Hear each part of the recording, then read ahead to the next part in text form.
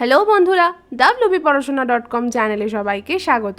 আজ আমরা দশম শ্রেণীর ইতিহাসের প্রতিরোধ, বিদ্রোহ, বৈশিষ্ট্য ও বিশ্লেষণ এই অধ্যায়ের একটি গুরুত্বপূর্ণ প্রশ্নের উত্তর তোমাদের সাথে আলোচনা করব। শুরুতেই জানিয়ে রাখতে চাই, wpporashona.com বাংলার প্রথম ডিজিটাল প্রশ্ন উত্তর সহায়িকা। পাঠ্য বিষয়ের বিভিন্ন প্রশ্নের উত্তর আলোচনা তোমরা যদি বিনামূল্যে পড়তে চাও তবে এখনই ভিজিট করো আমাদের ওয়েবসাইট wpporashona.com। লিংক ডেসক্রিপশন বক্সে দেওয়া রয়েছে।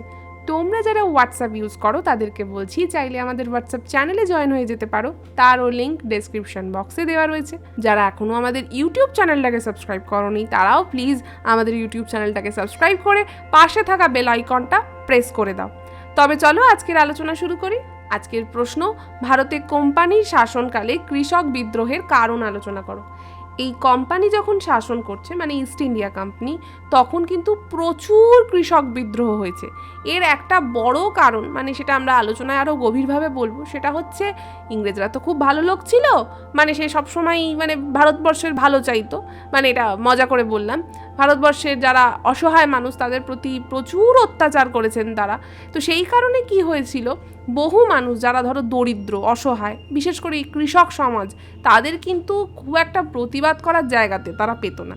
এবার কি হচ্ছে, দিনের পর দিন ধার দেনা, অত্যাচার, মারধর, টাকা পয়সা না দেওয়া, বিভিন্ন রকমভাবে তাদেরকে অপমান করা, তাদের বাড়িঘর জ্বালিয়ে দেওয়া, মানে কি করেনি, অর্থদণ্ড, শারীরিক পরিশ্রম, বেগার খাটানো, বাড়ির স্ত্রী কন্যার প্রতি অত্যাচার, বিভিন্ন কাণ্ড কারখানা ইংরেজরা নিয়মিত করতো। এবং তার ফলে কি হয়, এই সমস্ত কৃষকগুলোর মধ্যে কিন্তু একটা ক্ষোভ, হতাশা জমতে শুরু করে।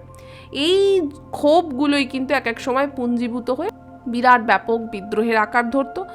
আবার কিছুদিন হয়তো ব্রিটিশ সমাজ একটু বুঝতে পারলো, না ঠিক আছে, এটা করা বাড়াবাড়ি হয়ে গেছে, এতটা না করলেও হবে, ঠিক আছে, ভয় পেলো, কিছুদিন আবার তো শান্ত থাকলো, আবার তারপর ইংরেজরা আবার তারপর কৃষকদের ওপর একই অত্যাচার, একই রকম ধরনের নির্যাতন শুরু হয়ে যেত। তো এরকম কম বেশি করে মোটামুটি কোম্পানির শাসনকালে একটা বিরাট সমস্যা এই কৃষক সমাজ দেখেছে।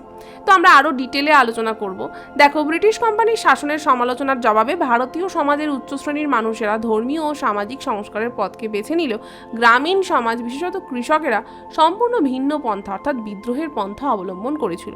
এরও কিছু কারণ আছে। এই যে কথাটা বললাম যে উচ্চ শ্রেণীর মানুষেরা কি করলো, সামাজিক সংস্কার, ধর্মীয় সংস্কার, তার মানে আমাদের নিজেদের যে কুসংস্কারগুলো আছে, আমরা যে সমস্ত বিভিন্ন গোঁড়ামিতে বিশ্বাসী, সেগুলোর থেকে আমাদের বেরিয়ে আসতে হবে। তার ইতিহাসও তোমরা পড়েছো, দেখছো, বিধবা বিবাহ, সতীদাহ প্রথা রদ বা নারী শিক্ষার প্রচার, এগুলো কিন্তু ওই সামাজিক সংস্কার।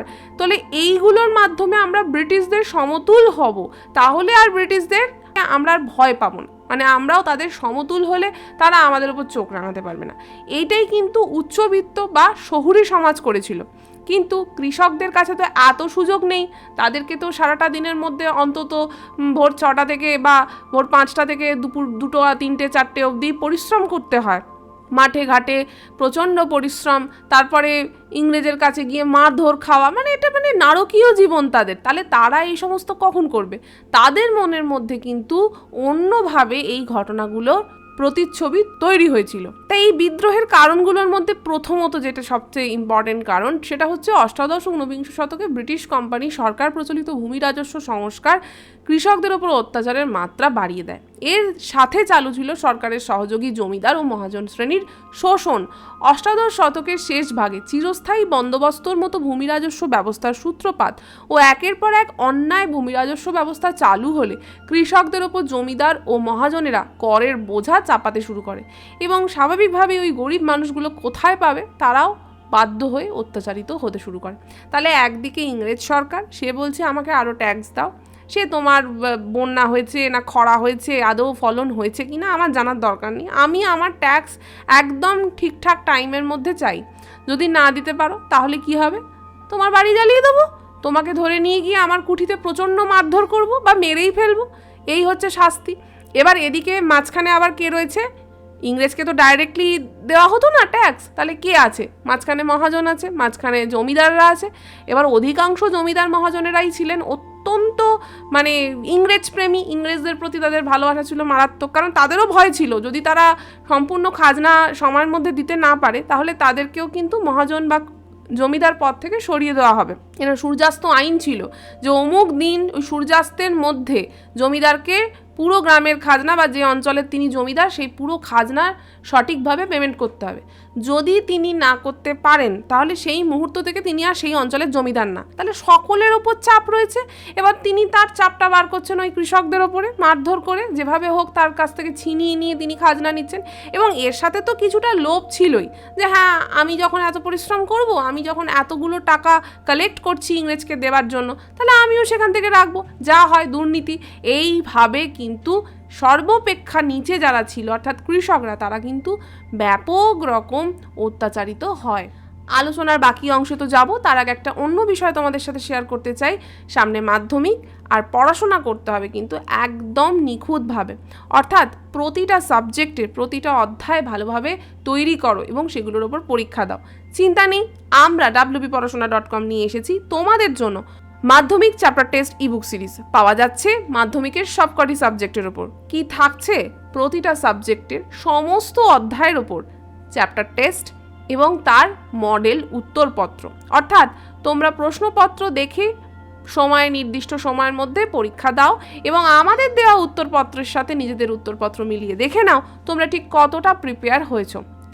আমরা কিন্তু এই উত্তরপত্রে একদমই ছোট্ট ছোট্ট করে উত্তর লিখে রাখিনি। বেশিরভাগ জায়গায় দেখবে ধরো অঙ্কের ক্ষেত্রেই বলছি যে কোয়েশ্চেন নাম্বার দিয়ে জাস্ট সেই আনসারটা লেখা থাকে। এটা কিন্তু আমাদের এখানে করা হয়নি। এখানে কিন্তু সম্পূর্ণভাবে তোমাদের যেভাবে অঙ্কটা করতে হবে বা যেভাবে হিস্ট্রির 8 নম্বরের প্রশ্ন লিখতে হবে বা বাংলা যেভাবে লিখতে হবে, ব্যাকরণ যেভাবে করতে হবে, সেটা কিন্তু কমপ্লিটলি সেইভাবেই করে দেওয়া আছে।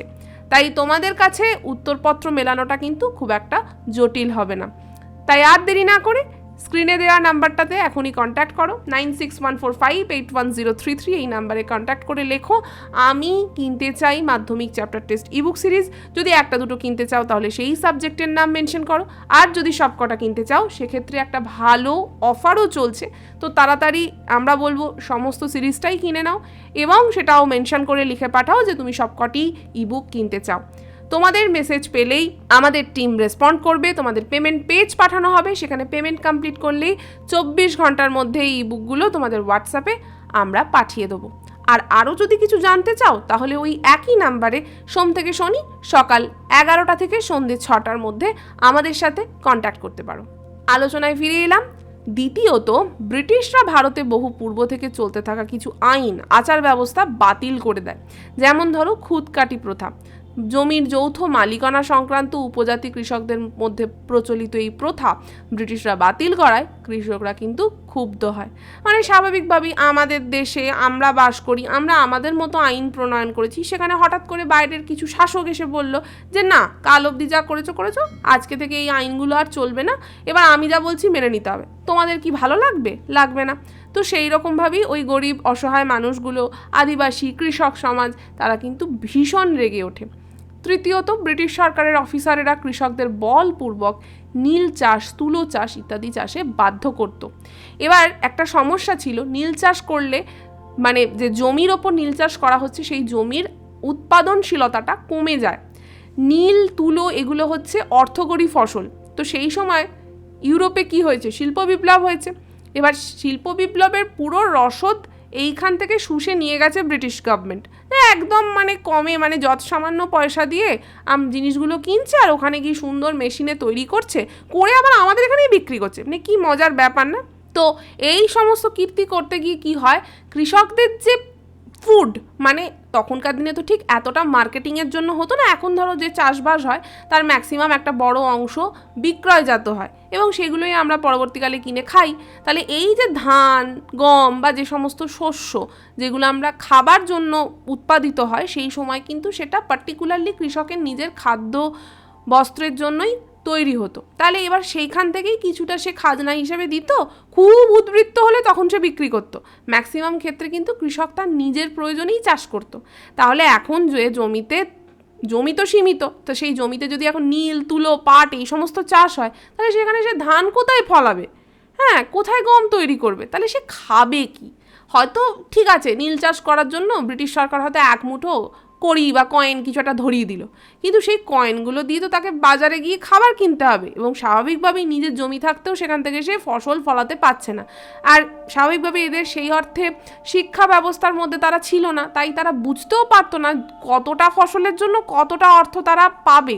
সুতরাং স্বাভাবিকভাবেই বোকা বানাতো, অল্প কিছু টাকা দিয়ে একটা বিরাট বিরাট নীল তুলো এই সমস্ত কিনে নিত, বিরাট দামে সেগুলোকে বাইরে বিক্রি করতো। তাহলে কৃষক গরিব হতে শুরু করলো, তাদের খাদ্যের অভাব ঘটতে শুরু করলো এবং তাদের জমি নষ্ট হতে শুরু করলো। মানে ভাবো কত রকম চাপ, তার সাথে আবার রয়েছে বড় একটা ট্যাক্স, তার সঙ্গে রয়েছে সেটা দিতে না পারলে অকথ্য অত্যাচার।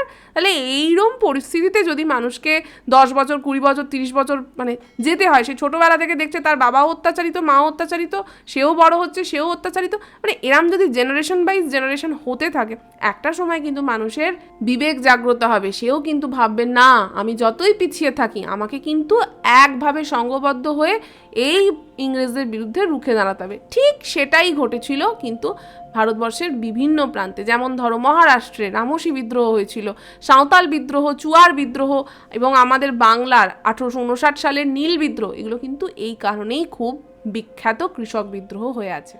আজকের আলোচনা এখানেই শেষ করছি। কেমন লাগলো আজকের এই ছোট্ট পর্ব তা আমাদের অবশ্যই কমেন্ট করে জানাবে, ভালো লাগলে লাইক আর শেয়ার করো। তোমরা যারা বিনামূল্যে এই অধ্যায়ের আরও প্রশ্ন উত্তর পড়তে চাও তাদেরকে বলছি প্লিজ আমাদের ওয়েবসাইটে ভিজিট করো আর পড়াশোনা করতে থাকো। এবং আরও একটা কথা বলবো, আমাদের ইউটিউব চ্যানেলটা তো একটু ঘুরে বেড়াও, বিভিন্ন সাবজেক্টের বিভিন্ন প্রশ্নের উত্তর আমরা তোমাদের সাথে সুন্দরভাবে আলোচনা করার চেষ্টা করেছি, তোমরা সেগুলো শুনলে দেখবে অনেক উপকার পাচ্ছ পরীক্ষার আগে। তাই বারবার বলছি আমাদের ইউটিউব চ্যানেলটাকেও সাবস্ক্রাইব করে নাও এবং আমাদের ওয়েবসাইটেও ভিজিট করো, পড়াশোনা মন দিয়ে করো। আবার ফিরে আসবো অন্য কোনো দিন অন্য কোনো পর্ব নিয়ে, ততক্ষণ টাটা।